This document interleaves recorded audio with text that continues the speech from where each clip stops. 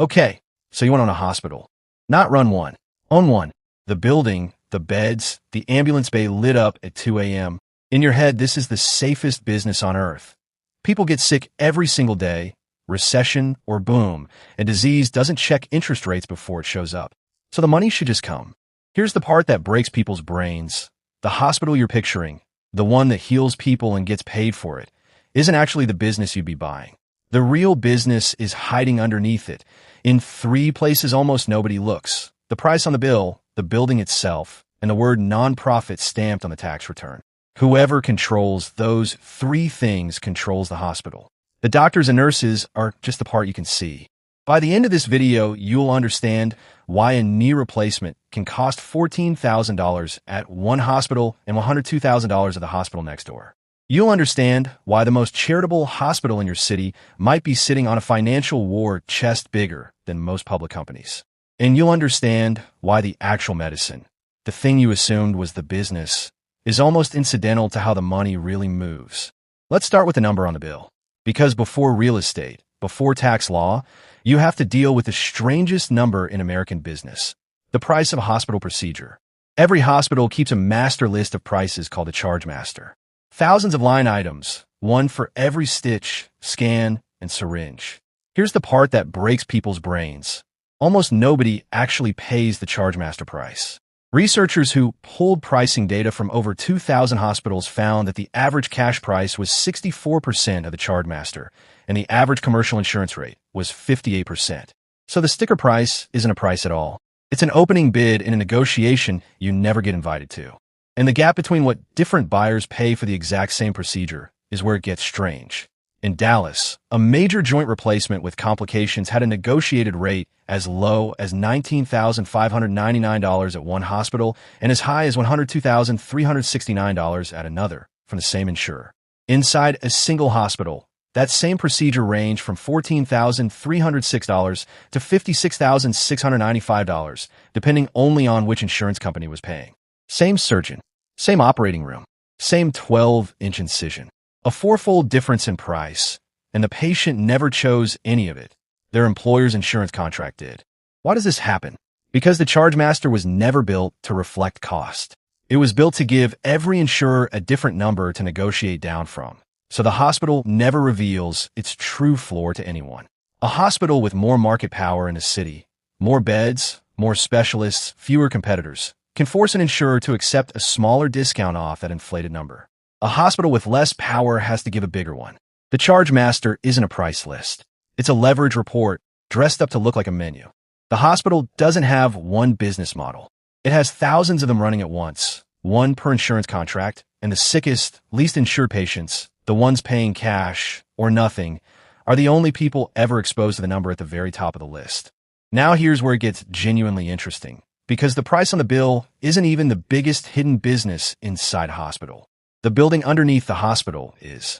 Picture a private equity firm buying a hospital chain, not to run hospitals better, to split the hospital in two. One half becomes the operating company, the staff, the equipment, the actual medicine. The other half becomes the real estate, the land and the building, which gets sold off to a separate landlord. The hospital then leases its own building back and pays rent on it forever.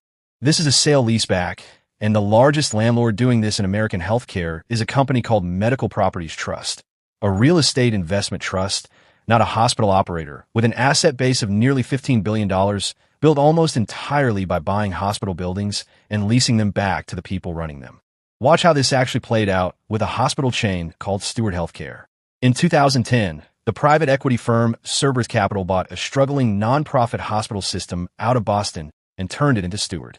In 2016, Steward sold its hospital real estate to Medical Properties Trust for $1.25 billion, and a lot of that cash didn't go back into the hospitals. It went back to the private equity investors. Steward kept operating the hospitals, except now it also had to pay rent on buildings it used to own outright. Load a hospital system up with rent it never used to have, and here's what happens to the numbers. The buildings didn't get worse, the doctors didn't get worse, but the balance sheet started bleeding. By May of 2024, Steward filed for bankruptcy. More than 30 hospitals across 8 states either sold off or shut down entirely. In a study published in the BMJ, looking at 87 hospitals that went through this exact structure between 2005 and 2019, found they carried a meaningfully higher risk of closure than matched hospitals that kept their own real estate. Even though most of their quality and financial performance numbers looked the same on paper, right up until they didn't. Meanwhile, the private equity firm involved, Apollo, had already exited its investment in a related hospital group back in 2021 with a $1.6 billion profit. The hospital doesn't have to survive for the real estate deal to work. The sale-leaseback already paid out the moment it closed. This is why the hospital and the landlord are almost never the same business anymore. Own the hospital, and you're gambling on patient volume, insurance reimbursement, and staffing costs for the next 20 years. Own the building underneath it. On a triple net lease where the tenant pays the taxes, the insurance, and the maintenance, you get a fixed, contractual rent check regardless of whether the hospital is thriving or drowning. One of those is a healthcare business. The other is a landlord who happens to have a very captive tenant, because a hospital, unlike a retail store, cannot simply move out. The building was never a place where medicine happened to be delivered. For the people who structured the deal, the building was the entire point, and the medicine was just what kept the rent flowing. So, quick pause here, because if you're finding this genuinely useful, this is exactly the kind of hidden business structure this channel exists to dig up in an industry every single week. Subscribing means you don't miss the next one. Anyway, now let's talk about the word stamped on nearly half of America's hospitals: nonprofit. Here's the assumption almost everyone makes. Nonprofit means the hospital isn't trying to make money. That assumption is wrong. Nonprofit is a tax election, not a financial promise. A nonprofit hospital can post a profit. They just call it an operating surplus. And in exchange for paying essentially no federal, state, or local income tax, it's supposed to give back to the community through charity care and other public benefits. We estimate the federal tax revenue nonprofit hospitals give up paying comes to about $13.2 billion a year, according to the most recent comprehensive analysis. The hospital industry's own commission study says they gave back $149 billion in community benefits against that, more than $11 back for every dollar of tax exemption. Critics tell a very different story. One budget analysis projects the federal revenue loss to this exemption at around $260 billion over the coming decade, and congressional testimony has shown nonprofit hospitals spending as little as 2% of operating revenue on actual charity care, while retaining close to a quarter of their operating margin as pure surplus. Both of those numbers can be true at once, because community benefit is a category broad enough to include almost anything a hospital's accountants wanted to include. Genuinely rational move. If you're the hospital, the wider the definition, the smaller the exemption looks like it costs you, and the easier it is to defend keeping it. And here's what nobody tells you about where that surplus actually goes. Many nonprofit hospital systems don't just bank the extra cash. They invest it, sometimes in real estate holdings and financial vehicles that have nothing to do with treating patients, building portfolios that look less like a hospital's reserve fund and more like an endowment. Advocate Health, a nonprofit system running 69 hospitals across 6 states, reported $9.2 billion in revenue in 2025 and $499.5 million in net income. Nonprofit doesn't mean no profit. It means nobody outside the boardroom gets a vote on where that profit goes. Which brings us to the person actually running the place. The average nonprofit hospital CEO earns around $1.3 million a year in total compensation, already well above what charitable organization tends to suggest. But averages hide the real story. In Virginia, the CEO of UVA Health made a little over $1 million in a single year. Down the road, at a similarly sized nonprofit system called Centara, the CEO made $33 million. Same state, same tax status, same word, nonprofit, on the paperwork. 33 times the pay. The word nonprofit was never a description of how much money moves through the building. It's a description of who legally gets to keep it, and how little scrutiny that arrangement invites compared to a company that's honest about chasing a profit in the first place. Which is the exact opposite strategy of the biggest player in American hospitals, who doesn't hide behind that word at all. HCA Healthcare runs 190 hospitals across 20 states and doesn't pretend otherwise. It's a for-profit, publicly traded company, and it reports its numbers to shareholders every 90 days. In 2025, HCA brought in $75.6 billion in revenue and $6.8 billion in net income, up nearly 18% from the year before.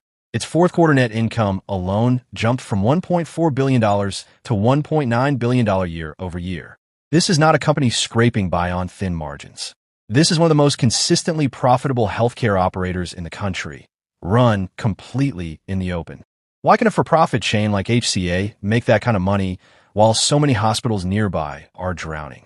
Scale is the actual product. The more hospitals a system owns in a region, the more negotiating leverage it has when an insurer comes to the table. And remember those negotiated rates from earlier. A recent study of insurer contracts found that for a joint replacement, the price the same insurer paid could vary by as much as 55%, depending on which hospital did the negotiating. Kaiser's own network showed comparatively little spread between hospitals at just 11%, because it controls both the insurance and the care, while independent networks like Aetna and BCBS showed nearly 50% swings, depending purely on which facility had the leverage to demand more. Own enough hospitals in enough of the right markets, and you're no longer really selling medicine to insurance companies. You're selling insurance companies access to patients they have no other way to reach, and setting the price accordingly, which is exactly the leverage a small, independent hospital doesn't have. And that's where this story turns. While Medical Properties Trust collects rent, while nonprofit systems bank surplus, and while HCA compounds at scale, a different kind of hospital is quietly disappearing. Since 2010, 182 rural hospitals in the United States have either closed outright or converted to a model that no longer admits patients overnight. Right now, 46% of the remaining rural hospitals are operating at a financial loss, and 432 more are considered vulnerable to closing. Just last year, 18 more rural hospitals closed or stopped offering inpatient beds. Why do rural hospitals lose this fight when the giants keep winning it? Because everything we just walked through requires scale to work. A private equity firm doesn't want to sale leaseback on a 25-bed hospital in a town of 4,000 people. There's no rent big enough to be worth structuring.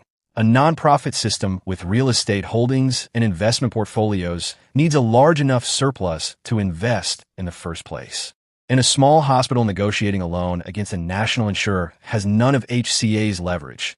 It simply takes whatever rate it's offered, because the alternative is having no contract at all. So the same three forces that make hospital ownership profitable at scale, real estate arbitrage, tax advantage surplus, and negotiating leverage, are the exact forces a small rural hospital cannot access. It's not that rural hospitals are badly run. It's that the entire profitable version of this industry was built for hospitals big enough to play games a 25-bed facility structurally cannot play. So, who actually owns a hospital? Not the doctor who trained for a decade to work inside it. Not, in most cases, even the health system whose name is on the sign. The building might belong to a real estate investment trust in Alabama that has never treated a single patient. The tax status might belong to a nonprofit board that answers to almost nobody. The price you pay might belong to whichever insurance company negotiated hardest in a room you were never in.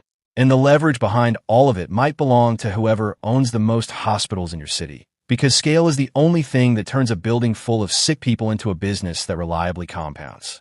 The stethoscope was never the business. It was the thing that made the rest of the business possible. Now, if buying the building underneath a business and collecting rent forever sounds like the actual smart move here, you're onto something, because that exact strategy runs across an entire industry far bigger than hospitals. In the next video, we're breaking down the economics of owning a real estate business. The mechanics real investors use to turn a single property into a machine that pays them whether the tenant thrives or barely survives, and the one number they check before buying a building that most first-time landlords never even think to ask about.